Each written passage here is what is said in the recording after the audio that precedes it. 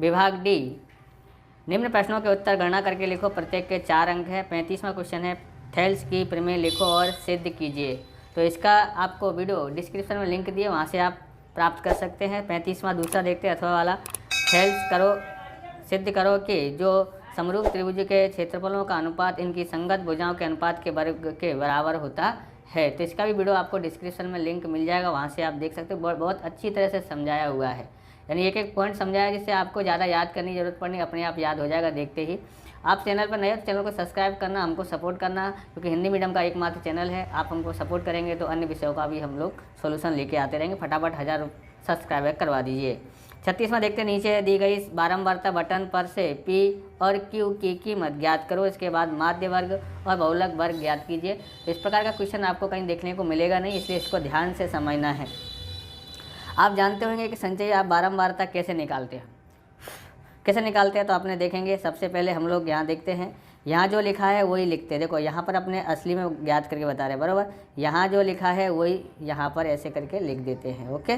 फिर अपने क्या करते हैं, तो ये हो गया 12 और ये वाली संख्या जहाँ टोटल जो भी आया है उसको जोड़ते हैं, तो ये हो गया, कितना हो जाएगा यहाँ पर, तो 23 हो जाता है, ओके। तो हमारे पास यहाँ कितना आया है, 23 आया है, ओके। अब हम लोग देखते हैं 23 यहाँ लिखते हैं, प्लस 10 लिखते हैं, बराबर हमारे पास यहाँ कितना हो जाता है, 43 आ जाता है।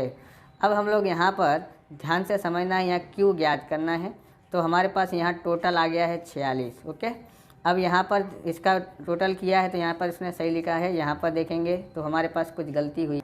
तो यहाँ हमने देखेंगे 23 और 10 33 होता है, गलती से ज़्यादा लिख गया। यहाँ पर टोटल करते हैं तो 46 इधर लिखा हुआ है। अब यहाँ 46 प्लस 20 जोड़ते हैं तो कितना आ जाता है, 66। ये हमारा आंसर सही है। अब 66 प्लस 14 जोड़ते हैं तो 80 आ जाता है।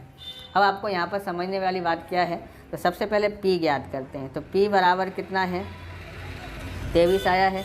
कैसे ज्ञात किया, तो देखें P बराबर क्या था, 12 प्लस 11 बराबर 23 आता है। अब हमको क्या ज्ञात करना है, Q। तो Q कैसे आता है, तो यहाँ पर समझे, यहाँ पर कि यहाँ आता है 33 प्लस Q, 33 प्लस Q बराबर कितना आता है, 86। तो हम यहाँ लिखते हैं अब 33 प्लस Q बराबर 46, ओके। तो हम लोग क्या करते हैं यहाँ पर, तो Q बराबर 46, ये उधर जाता है तो माइनस का 33 हो जाता है। तो Q बराबर कितना आया है, तो 6 में से 3 गया तो 3, 4 में से 3 गया तो 1, Q बराबर आता है 13, ओके। Q बराबर हमारे पास 13 आ गया है। उसके बाद हमको क्या ज्ञात करने के लिए बोला है, माध्यकीय वर्ग और बहुलकीय वर्ग। तो हम लोग यहाँ पर ज्ञात करते हैं माध्य वर्ग ज्ञात करते हैं, ओके। हम यहाँ पर माध्यकीय वर्ग ज्ञात करते हैं। कैसे ज्ञात करते हैं, तो n/2, ओके।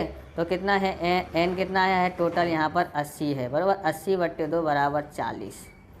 अब यहाँ पर समझना है, क्या ये 40 से अधिक है, नहीं। ये अधिक है, नहीं। ये अधिक है, नहीं। ये अधिक है।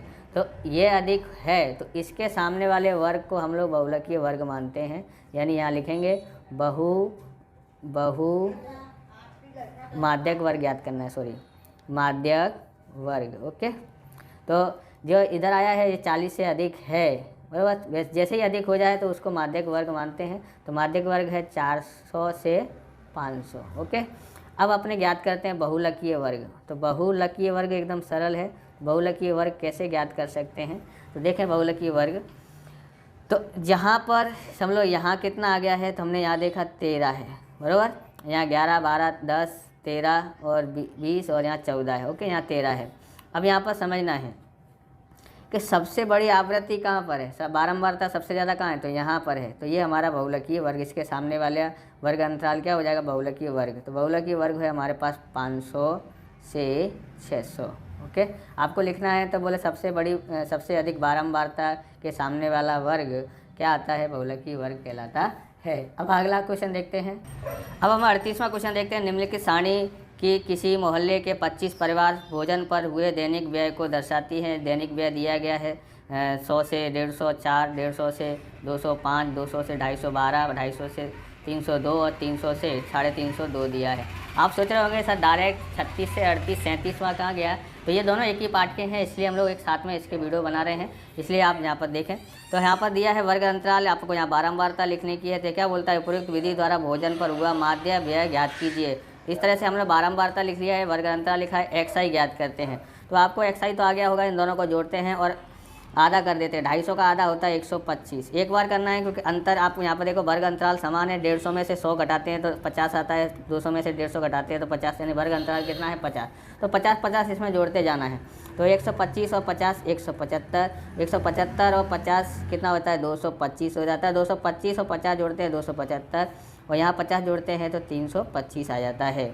यहाँ पर हम लोग कहीं पर भी क्या लिख देते हैं, 0 लिख देते हैं, -1 और -2 माइनस, और यहाँ 1 और यहाँ 2 इस तरह से लिख लेते हैं। और बारंबारता भी जोड़ लेते हैं, कितना होता है 4 और 5 9, 9 10 11 12 13 14 15, तो 15 होता है। और हासिल आई 1 और 1 2 हो जाता है, कितना आता है 25। तो यहाँ पर लिखते हैं सिग्मा FI, यहाँ लिख देते हैं कुल। ओके, अब यहाँ टोटल नहीं करना है, यहाँ भी टोटल नहीं करना है। तो हमने इसको अनुमानित मध्यक माना, इसलिए इसको A से दर्शा देते हैं। ओके, इसलिए यहाँ पर 0 लिखा है। अब यहाँ पर आपको करता है 125 दूनी कितना होता है 250, माइनस का 250 हो जाता है। ओके, अब हम लोग यहाँ पर देखेंगे, सॉरी गलती हो गई है, यहाँ पर इससे FI UI है तो इससे करेंगे गुणा। किससे करेंगे, 4 दूनी 8 और 5 एकन 5, 12 का पड़ा 0 हुआ तो 0, 2 एकन 2, 2 दूनी 4। सबसे ज़्यादा टोटल माइनस का होता है, कितना होता है माइनस का 13 आता है। ओके, माइनस का 13 आता है, और प्लस का कितना आता है यहाँ पर 6, प्लस का 6 आ जाता है, प्लस का 6। अब यहाँ पर सिग्मा FI UI देखते हैं तो कितना आएगा, यहाँ पर देखोगे तो यहाँ तो 13 में से 6 गया तो माइनस का 7 आ जाता है। ओके, अब हम लोग सूत्र लिखते हैं, क्या लिखते हैं, x बार बराबर सिग्मा वो A plus sigma FI UI बट्टे में सिग्मा FI गुणा H। हमारे पास A बराबर कितना है 225 है, सिग्मा FI UI कितना है तो माइनस का 7 है, बट्टे में FI कितना है सिग्मा FI 25 है, और H बराबर यानी अंतराल कितने का है 50 का है।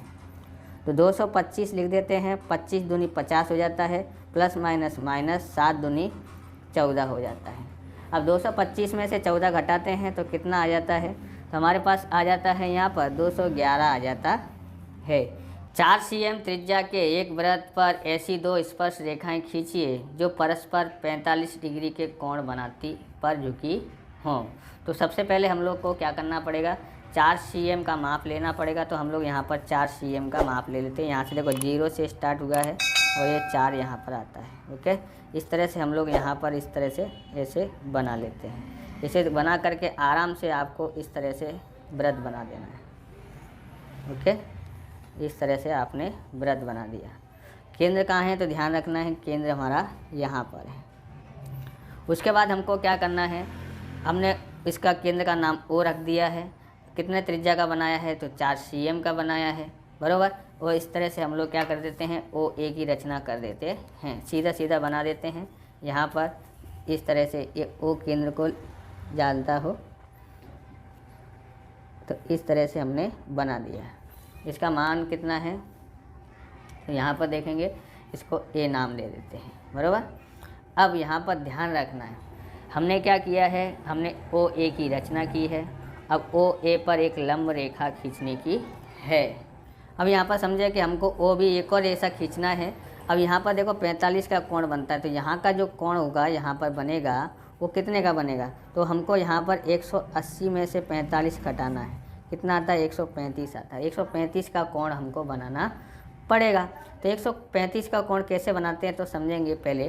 तो पहले आपको यहाँ तैयार करना है, जैसे कि 0 15 ये रफ काम के लिए, 15 दूनी 30, 15 ती 45, 15 चौक 60, 15 पंजे 75, 15 छिक्का 90, 15 सत्ते 105, 15 अट्ठे 120, 15 निम्मा 135, 15 दाएँ के 150, फिर 165 आता है, और फिर कितना आता है 180 आ जाता है। यहाँ पर देखोगे इस 0 से 60 आराम से बना सकते हैं, और इधर से 120 बना सकते हैं, 120 से 180 भी आराम से बना सकते हैं। तो सबसे पहले आपको यहाँ समझना है, हमको 120 तक लेके जाना है, पर 120 और किसके बीच में है 50 के बीच में है, इतना है। तो सबसे पहले हम लोग 100 ऐसे बनाते हैं, तो ध्यान से समझना है। हम लोग क्या बनाते हैं, इस तरह से वृत्त बना लेते हैं, पूरा आधा वृत्त अंदर बना लेना। ओके, बना लिया। उसके बाद यहाँ पर देखें, यहाँ हमको इस तरह से काटना है, बराबर, ध्यान से समझना है। कितने का कटाई है? ये कटा है 60 का। आगे जाते हैं तो ये हो जाता है हमारा 120 का। कितने का हो जाता है? 120 का। और आगे जाते हैं तो हमारा ये 180 का हो जाता है। ओके, अब समझना है कि 120 और 180 के बीच में कौन आता है? 150 आता है। तो हम लोग यहाँ से लेकर आएंगे। ये 120 का है तो ये चाप लगाया, ये 180 का है तो यहाँ से चाप लगाया। ये कितने का हो गया है? ये हो गया है। तो हम लोग इस तरह से इसको काल्पनिक इस तरह से कर देते हैं।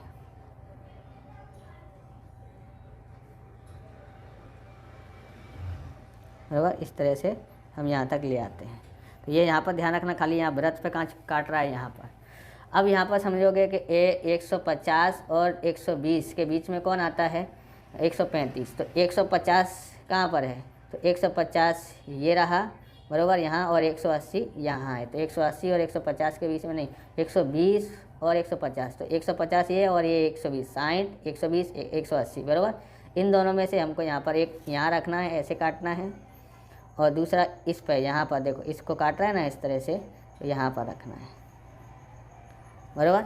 अब हमको ये बिंदु और ये बिंदु मिला देना है इस जगह पर, इस बिंदु से और इस बिंदु को मिलाना है। तो इस तरह से हमने OB की रचना करी। यहाँ कितने का कोण बना है हमारा? 135 का कोण बना है।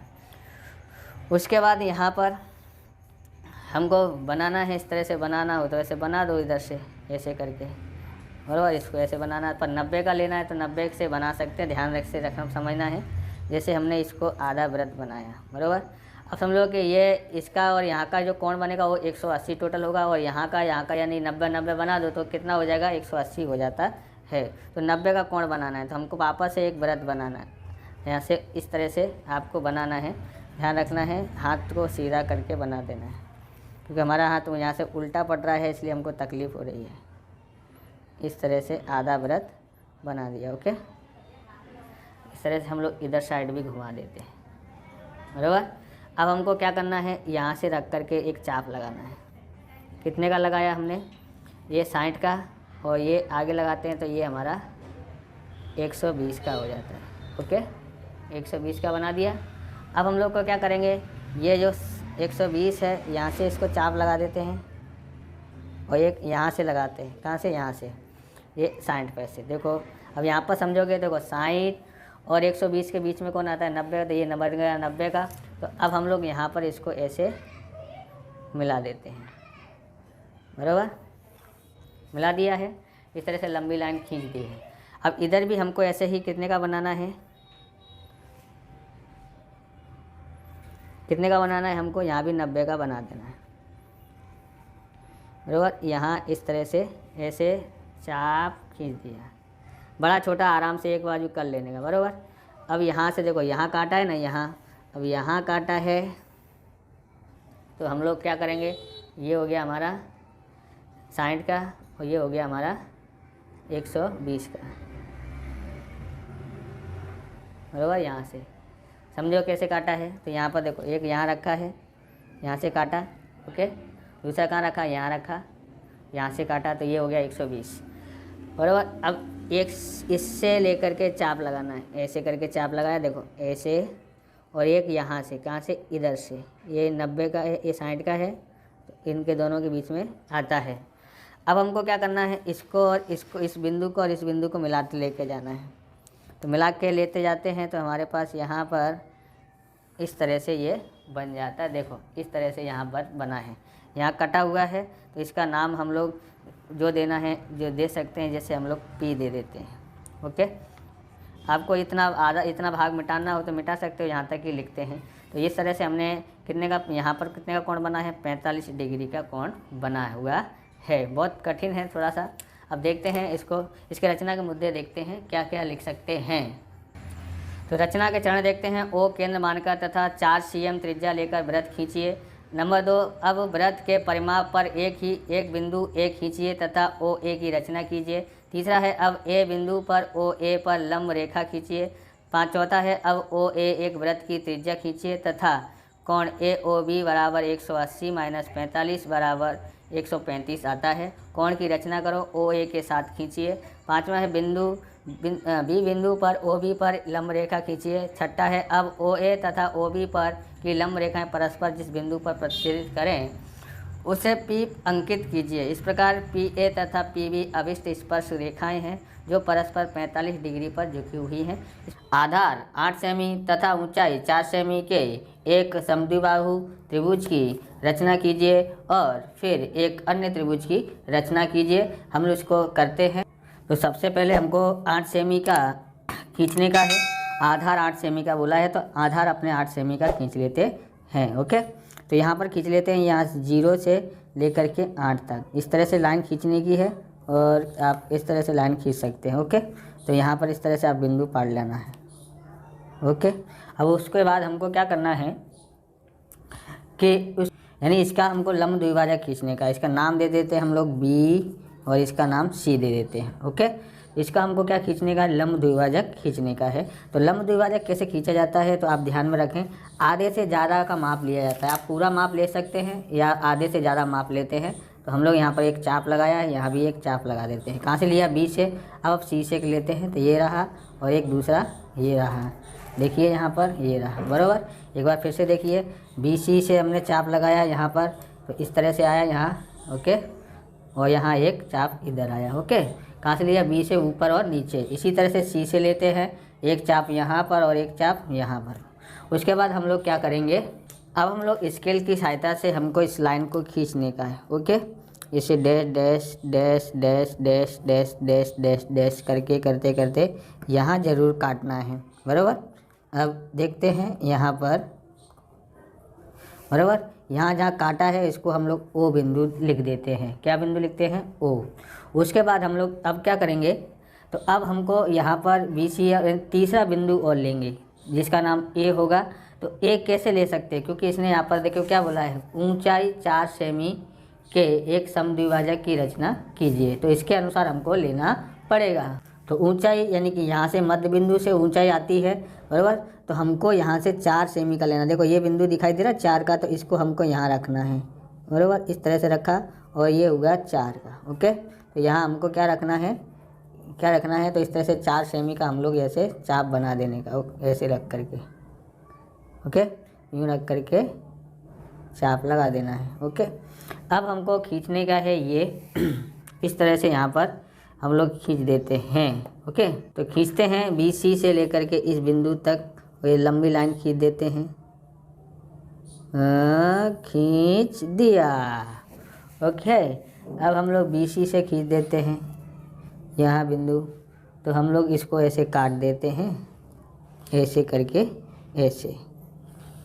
तो ये हमारा एक सिचुएशन बन गया है। तो हम यहाँ पर क्या करते हैं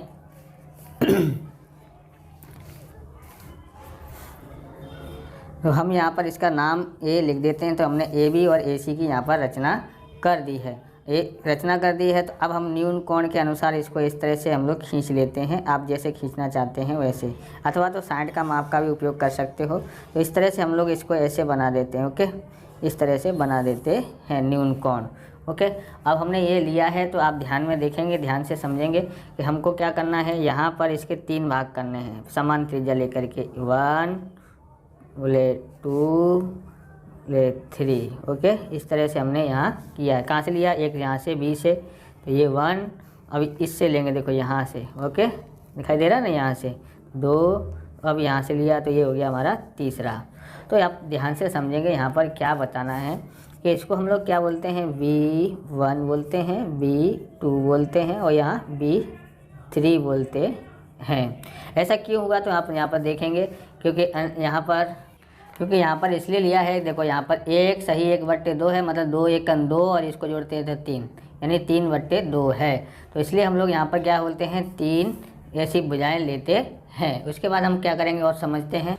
अब ध्यान से समझना है, जो पहली लाइन यहाँ पर खींची जाती है वो किस, जो नीचे दिया हो, नीचे अगर छोटा दिया है तो छोटे यानी B2 से C को मिला देते हैं। अगर नीचे बड़ा हर संख्या हो तो यहाँ से इस तरह से मिल जाता है। तो नीचे का पहले करते हैं तो हमारे पास B2 है, यहाँ पर बट्टे में 2 है, यानी B2 से लेकर के C को मिलाते हैं। स्केल से लेते हैं, स्केल कहाँ गई, तो B2 को मिलाते हैं। यहाँ से देखेंगे इस तरह से हमको इसको मिला देना है। ओके, उसके बाद हमको क्या करेंगे, इसको थोड़ा आगे और खींच देने का है, तो जिससे हमारा बन सके। इधर हम लोग किरण खींच देते हैं, इसका नाम हम लिख देते हैं X, बराबर। इस तरह से हमने इसका BX किरण लिखा है। अब आगे देखते हैं कैसे कर सकते हैं।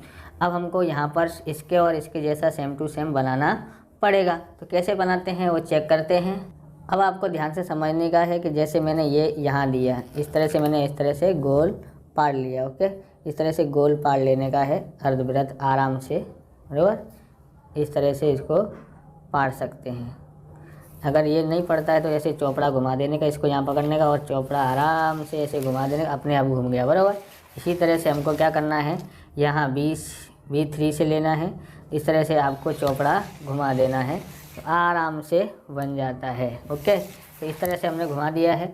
अब आप देखो, चौपड़ा घुमाने से क्या होता है कि इसको हमारे आराम से बनाया जा सकता है। अब हम यहाँ पर क्या देखते हैं, अब हम लोग यहाँ देखते हैं कि इसका माप यहाँ से यहाँ तक का कितना है, तो बराबर B2 का माप कितना है, तो ये यहाँ पर देखो इस जगह, ये B1 तो यहाँ है, B1 कहाँ पर है, यहाँ पर, और B2 यहाँ पर है, B3 यहाँ पर है। ओके, तो इसका माप लेते हैं यहाँ तक कितना है, तो उतना सा माप ले लेते हैं। देखो हमने लिया, बड़ा है, बराबर, ये देखो छोटा है, देखो बराबर है, वहाँ पर आ रहा है, बराबर, थोड़ा सा मामूली सा, नहीं, बराबर।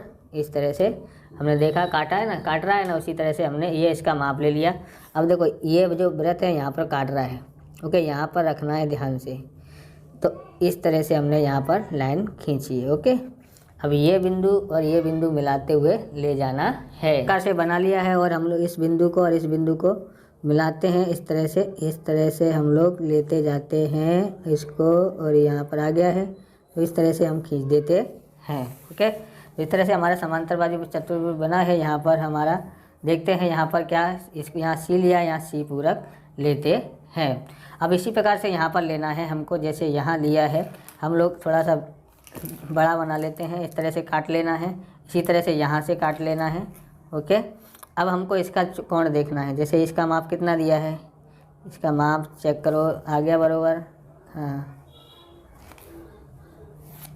बराबर, इतना सा है, तो इसी को यहाँ से लेकर के इसको भी इतना सा माप लेते हैं। उसके बाद देखते हैं, तो यहाँ पर इसको स्केल को रखने का है, इस बिंदु को और इस बिंदु को मिलाते हुए लेके जाना है, इस तरह से। ओके, इस तरह से हमको लाइन खींच देने की है। इस तरह से हमने यहाँ बनाया है। इधर क्या लिख देते हैं, A लिखा हुआ है, तो यहाँ हम लोग A पूरक लिख देते हैं। इस तरह से हमने समबाहु त्रिभुज बना दिया है और पूरा बन चुका है। यहाँ पर हम लोग इस तरह से बनाया, बराबर। ये दोनों समांतर भुजाएं हैं, बराबर। एक ये B2C और B3C पूरक, ऐसे ही AC और AC पूरक। ओके, तो ये समान है, इसके हम लोग मुद्दे देख लेते हैं। तो रचना के चरण देखते हैं। नंबर 1, सबसे पहले BC बराबर 8 सेमी खींचिए। अब BC के लंब द्विभाजक की रचना कीजिए जो BC को O बिंदु पर प्रतिच्छेदित करे। अब खींचे गए लंब पर एक बिंदु A इस प्रकार अंकित करो कि OA बराबर 4 cm हो। और चौथा है AB और AC की रचना कीजिए जिससे पूछी गई त्रिभुज ABC बनती है। पांचवा है, अब BC में से BX किरण खींचिए ताकि कोण CBX एक न्यून कोण हो। छठा देखते हैं, किरण BX पर उचित त्रिज्या लेकर 3 बिंदु B1, B2, B3 इस प्रकार अंकित करो कि B1 बराबर B1, B2 बराबर B2, B3 हो। सातवां देखते हैं, B2C की रचना कीजिए। आठवां है, अब B3 से B3P समांतर BC2C रेखा खींचिए जो BC को बढ़ाने पर C पर प्रतिच्छेदित करे। नौवां है, P से PQ समांतर CA रेखा की रचना कीजिए जो BA को बढ़ाने पर Q बिंदु पर प्रतिच्छेदित करे। इस प्रकार से त्रिभुज PPQ एक अभिष्ट त्रिभुज है। 39वां प्रश्न है, एक इंजीनियरिंग के विद्यार्थी रचेल से एक पतली एल्यूमीनियम की शीट का प्रयोग करते हुए एक मॉडल बनाने को कहा गया। जो एक ऐसे बेलन के आकार का है जिसके दोनों सिरों पर दो शंकु जुड़े हुए हैं। तो हम लोग यहाँ पर एक बेलनाकार बना देते हैं, बराबर। आप आकृति को देख अच्छी लगे तो ठीक है, हम लोग आकृति ऐसे ही बना रहे हैं। ओके, इस तरह से हम लोग क्या कर रहे हैं, आकृति बना रहे हैं। अब इसके ऊपर क्या है, शंकु है, तो हम लोग यहाँ पर शंकु बना देते हैं। ओके, इस तरह से यहाँ शंकु बना दिया है। अब यहाँ पर अब आगे देखते हैं, बराबर। त्रिज्या दोनों की कैसी है, समान है। ओके, तो ये इसकी ये बेलनाकार की ये ऊंचाई है और यहाँ से यहाँ तक की ऊंचाई किसकी है, शंकु की है। यहाँ पर देखते हैं आगे, तो इस मॉडल का व्यास 3 सेमी है। तो हम लोग लिखते हैं यहाँ प्रत्येक शंकु की, पहले सबसे पहले लिखते हैं यहाँ प्रत्येक शंकु की ऊंचाई और त्रिज्या ज्ञात कर लेते हैं, है ना। ऊंचाई को h1 से दर्शा देते हैं, बराबर। और अब यहाँ पर देखते हैं, तो इस मॉडल का व्यास 3 सेमी दिया गया है और इसकी लंबाई, बराबर, यानी टोटल लंबाई कितनी दी गई, यहाँ से लेकर के यहाँ तक की लंबाई दी गई है 12 सेंटीमीटर। और ओके, 12 सेमी दिया है। यदि प्रत्येक शंकु की ऊंचाई कितनी है, 2 cm हो, बराबर। तो रसेल द्वारा बनाए गए मॉडल के अंतर्विष्ट हवा आयतन ज्ञात कीजिए। अब यहाँ पर समझने का है, r ज्ञात करते हैं शंकु की। तो व्यास बट्टे कितना होता है, 2। व्यास कितना दिया गया है, 3, तो 3/2। ओके, तो यही बेलनाकार की है, दोनों की त्रिज्या समान है, इसलिए हम लोग R1 R2 लिखते नहीं, दोनों की ऊंचाई अलग अलग है। तो अब हम लोग बेलनाकार की ऊंचाई ज्ञात करते हैं, बराबर। तो बेलनाकार की ऊंचाई, जिसको हम h2 से दर्शा देते हैं, तो कुल ऊंचाई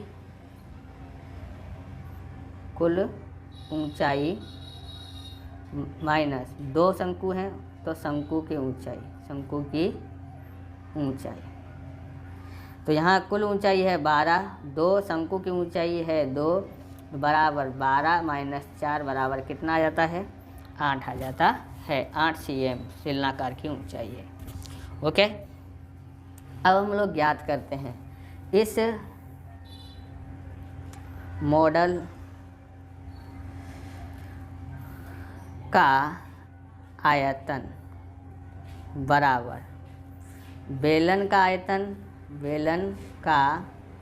आयतन प्लस 2 गुणा शंकु का आयतन, बराबर।